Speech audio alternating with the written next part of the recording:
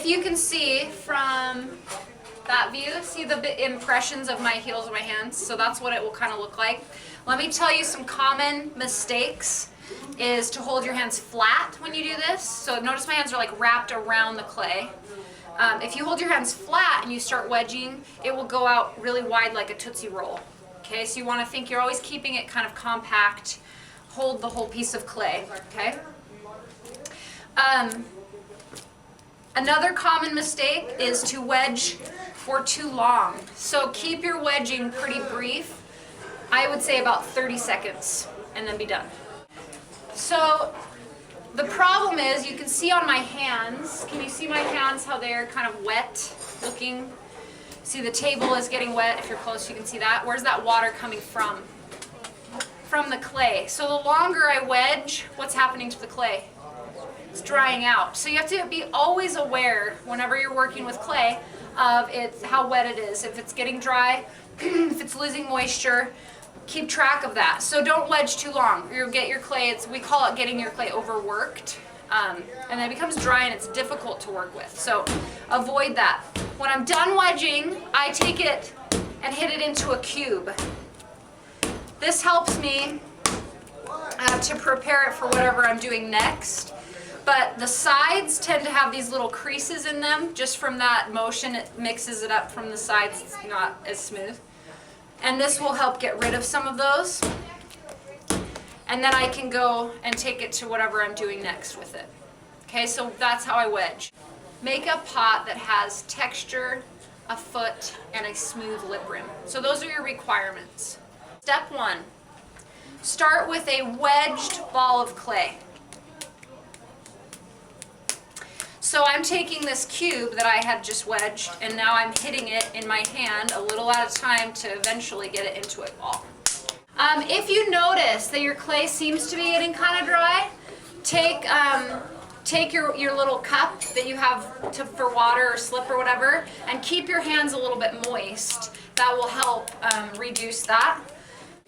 Okay, so I've got my grapefruit-sized wedged ball of clay. Next step, take your thumb. Push your thumb straight in to the middle of the ball without going all the way through. Now you can't see this, but you're going to try to estimate that you have left about 3/8 of an inch thick at the end. So at the end of my thumb to the outside here, that's about 3/8 of an inch. Next step, I'm going to take, if this opening is the top of my pinch pot and this is the bottom down here, I'm going to work my way from the bottom to the top. So I'm going to squeeze between my thumb and my fingers, a light pressure, and rotate. So I'm just doing this all the way around, but I'm just working around the bottom first. So I'm gonna go like a lawnmower. I'm gonna go the bottom, then I'll work the middle, and then the top very last, okay? So I worked my way around the middle. You can see the opening is starting to get a little bigger, but it's still staying narrower than the rest. And then very last, I will go around the rim. So this is the most basic, simple way to make something quickly out of clay. Ball of clay, stick your hand in and just start forming it, basically. No tools needed. Everybody will kind of start with this basic little cup shape, bowl shape. And then we'll go from there. And I do want you to have something unique. Please don't do something that everybody else, like I don't want everyone's to look the same. So try to make yours something original, something unique. You are required to have a foot on yours. Always use fresh clay for coils. Fresh, soft clay. Trying to roll out coils with clay that's dry at all is really hard. Try to squeeze it into a roll-like shape before you start rolling it. This will help. It just gets it started in the right shape. Like I wouldn't take just a chunk and start rolling it. I always squeeze it into this shape to start. Have a clean surface to work on. If you feel like your clay is getting dry at all, get some water on it as you roll. And you use light pressure and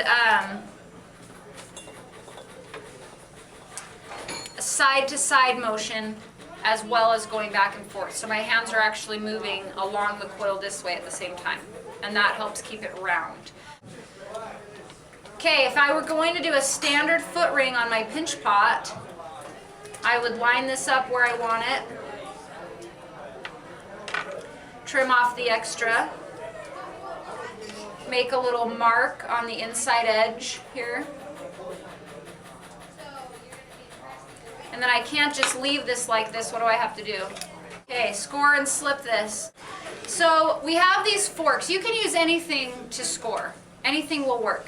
But I like using these forks, and I'll show you why. You want the surface of whatever you're scoring to look very rough, that you don't see any smooth areas at all.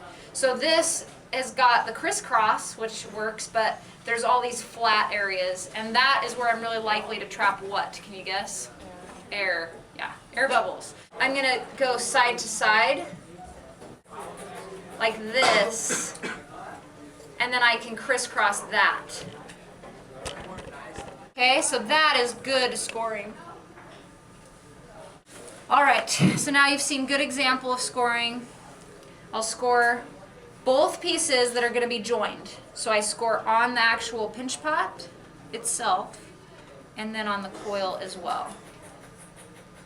So the forks are useful, but you have to do this, you have to like hold them sideways in order for the score lines to be good score lines.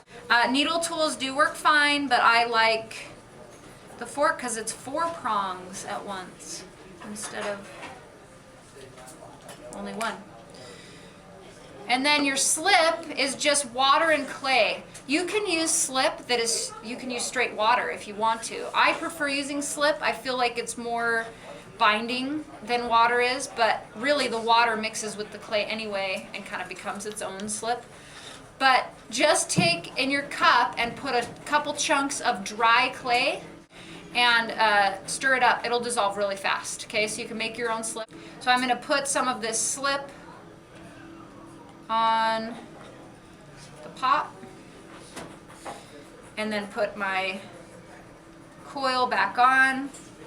Okay, I scored, I put slip, and when I put them together, this is something everybody always forgets to do. Pressing, I'm pressing. Simple, right? But it's important. If you don't press, you can still trap air between your pieces. So that pressure will squeeze out any air bubbles. You should see the slip like seeping out the sides when you put your 2 pieces together. How do you check to see if you did a good job scoring and slipping? How could you test it? I could pull on it, pull and wiggle it a little. If it doesn't come off, I did a good job. Or you could do feet, like those other examples we looked at. If you were to do individual feet, make sure, like we just did, that you would score and slip those in place as well. Score both pieces. Okay, put slip there. Also, when you're doing individual feet, if you're gonna do that, what is more stable, do you think, 3 or 4 legs? 3. It's actually 3. A tripod is always stable, will never wobble. And then of course the lip rim. You have to spend a lot of time to make the lip rim neat. Experiment with textures, play around with it. Just have fun. Make yours original, unique,